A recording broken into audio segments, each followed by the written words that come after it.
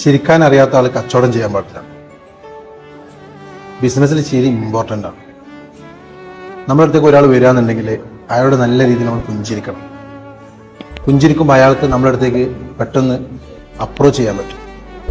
നമ്മൾ അയാൾക്ക് സമ്മാനിക്കുന്നത് വല്ലാത്തൊരു ചിരിച്ചാൽ ആയുസ് വർദ്ധിപ്പിക്കും എന്നൊക്കെ ഞാൻ കേട്ടിട്ടുണ്ട്. പക്ഷെ ഇങ്ങനൊരു ട്രിക്ക് ഞാൻ ആദ്യമായിട്ടോ കേൾക്കുന്നത്.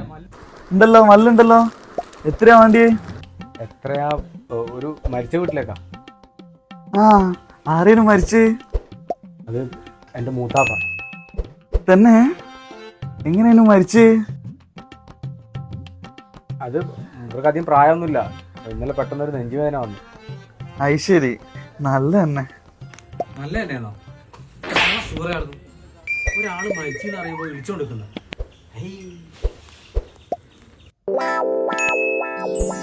കിട്ടേണ്ടത് കിട്ടിയപ്പോൾ സമാധാനം.